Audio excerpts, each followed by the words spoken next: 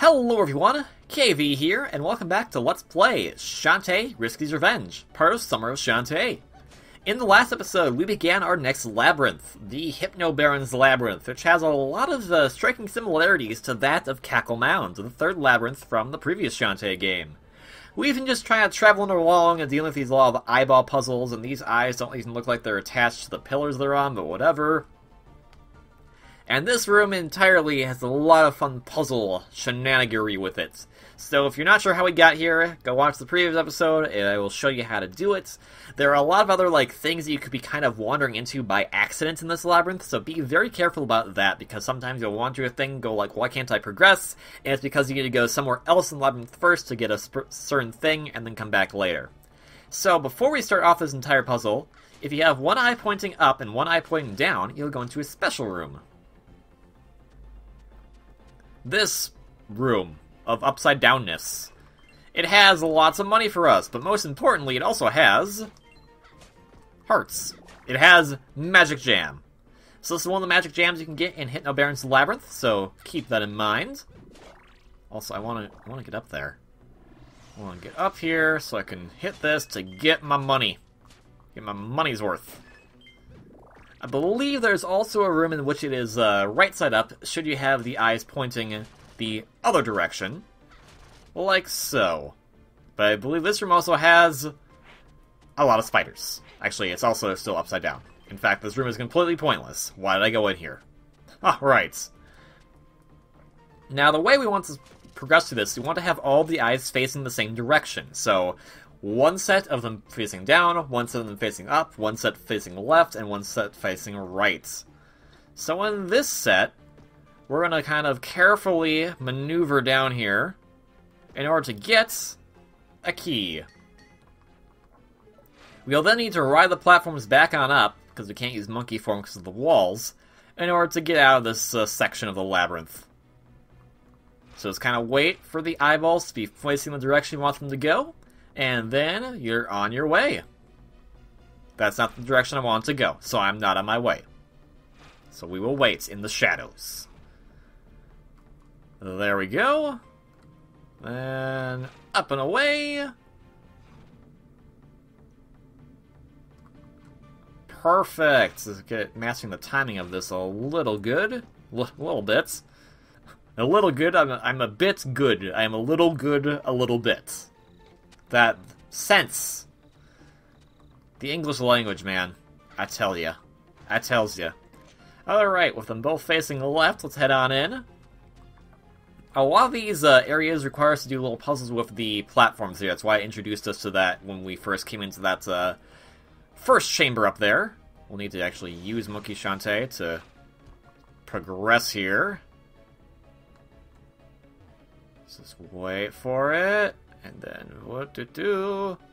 Guess could have run over under there too, but Monkey Shantae is fast enough. Go away, crab. Crab would not be helpful. Alright, so we could have done it. I don't think we need Monkey Shantae per se, but Monkey Shantae's fast and can climb on walls, so that makes everything better. Now, get this key.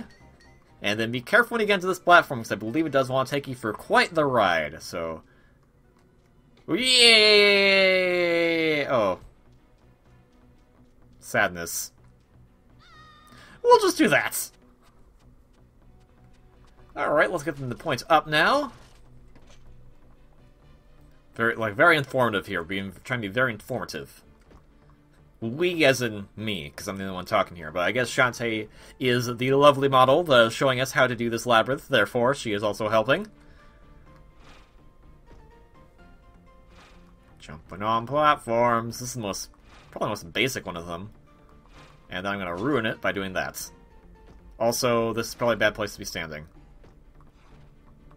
Yep, it was a bad place to be standing. Okay, let's try this again. With feeling. I really like the labyrinth music here. It's very nice. Has that kind of ominous feel, but also it's really fun too. I really like it. I would say about a lot of the music in this game, but you know that it's the truth.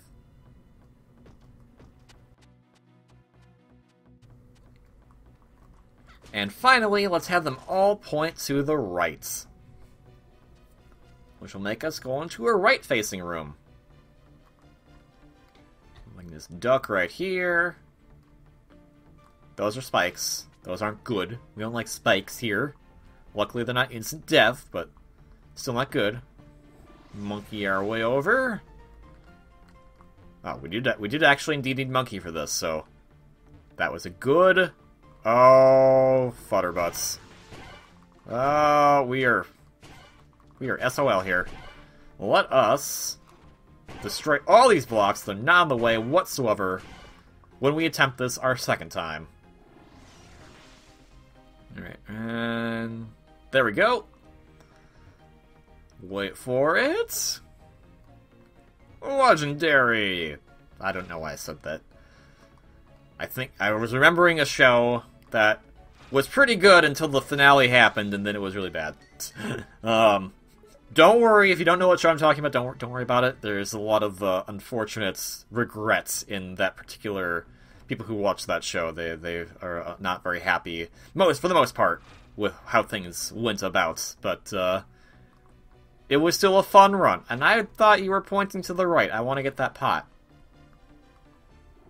All right. Now you're facing right. It was worth it for the 5 gems I just got. Now, with all the keys, have it facing center. Have the eyes cross-eyed, because we're going to go through this little section right here. Open the door, get on the floor, everybody walk, opening more doors. Believe it or not, all 4 keys were required in order to get into this little area here. This is actually going to bring up an interesting thing I'm not quite sure about, and this might be someone who speedruns this game probably would know. But what you'll be getting in here is not anything tangible. It's something you need to memorize. And let's see. Ah, yes. No. Nope, okay. So this pattern, memorize it, because you'll be needing this pattern in order to open up a door in this area. And, looking at my notes, it is indeed different on every playthrough. So our pattern this time is down, up, up, up. So, not that difficult of one, but it is still a thing we need to memorize, because the pattern I had in my practice file was down, up, up, left. So once we get through all these rooms once more, maybe there's like some way to like kind of I don't know. Speedrunners are amazing. I'm not sure how they do half the stuff they do. Get the eyes to be not facing themselves, and then head on in. Because look here, we have this. We need to make these eyes face the way they're facing in that previous room we just saw. So, our pattern is down, up, up, up. And that will unlock the door. What's in this door, you may ask? Well, listen to that music. Guess what time it is? It's time for me to jump in this properly. With this, you need to like kind of jump in so Shantae goes under the cliff there. And here we are! Our 3rd magic fountain.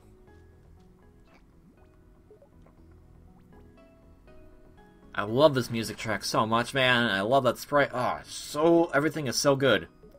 Speaking of things that are so good, we are now getting our 3rd and final transformation of this game, which is a completely new transformation, the mermaid dance. Remember how I was talking about how I didn't like mermaids in the last episodes? Yeah, well now we get to be one. Mermaid dance is pretty awesome because it allows us to do a lot of traveling that we weren't able to do previously. We have to kind of wait a little while in order to pull it off, but once we have it, here is Mermaid Shantae. She's so cute, oh my gosh.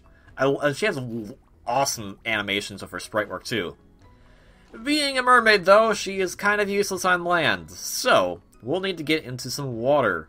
Once we're in the water though, everything just takes off. We can just kind of mosey on around as much as we want. We'll be needing to use Mermaid Shantae to actually get out of this area, so it's kind of a nice little tutorial as well for teaching us how to use it. Or use the form. However, problem, chest, blockade, that we can't do anything about yet.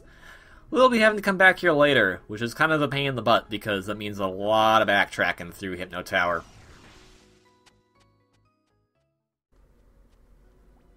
Now you're probably wondering, well, this is the first time I've seen water in this labyrinth. What the heck's mermaid form gonna do for us? Well, that's because I've been purposely avoiding going to any of the rooms that require mermaid form at this current juncture in the game.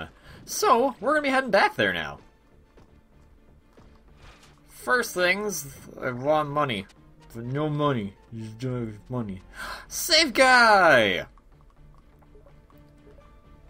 With our transformation, though, I think we're actually going to end the episode off here. I know it's going to be a bit short, but this is a long labyrinth, and I kind of want to keep everything kind of condensed together. So we did that whole thing with the puzzle majigger stuff.